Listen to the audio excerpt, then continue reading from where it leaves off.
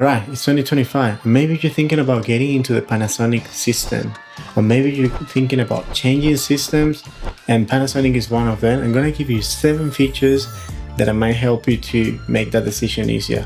These are the features that help me and that I love about Panasonic. OpenGate, I'm sure you heard about it. What this does is it uses the full sensor of your camera in order to capture the image, right? It's a 3x2 image. And then what this does is if you're shooting for a 16:9, you can crop or reframe to a 9:16 without losing the top and bottom. This is amazing when a client asks you to reframe that 16:9 project to a social media platform. Dual native ISO allows you to shoot in a low light scenario without having so much noise in your shadows or in your dark areas. The dual native ISO for the Panasonic Lumix X5 which is the one that I have, 640 for the lowest and 4000 for the higher. 4000 is fantastic. I don't like when it's too high, like 1200, which is the Sonic's camera, which is really good, but I don't like it because in many scenarios you need to use ND filters in order to reduce the amount of light that is coming to your sensor. 4000 is a perfect spot for me, at least in real estate or any events that I'm working. Some people know them as an onion layer, but in the Panasonic system they call it shield overlay. And what this does is it takes one frame of your video, of your clip, and then uses it as an overlay in order to utilize them when you're doing the new shot, the current shot. So that way they can match, or if you're doing a day-night transition, you can match their scenarios. It will be super smooth once you're doing it in post-production, all the editing. This is fantastic because you don't need to use an external monitor. Vlog, I'm sure you heard about it. Since I changed to Panasonic's, the flexibility that I have by using Vlog, it's unbelievable.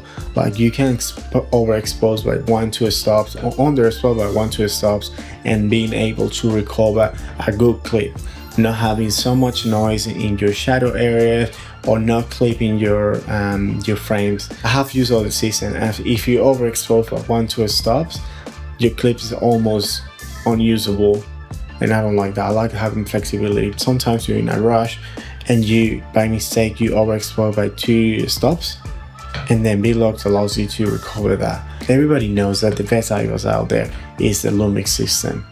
They have the standard, which is so good, and you can use a handheld, or even you can use the high mode. The high mode is like using a gimbal.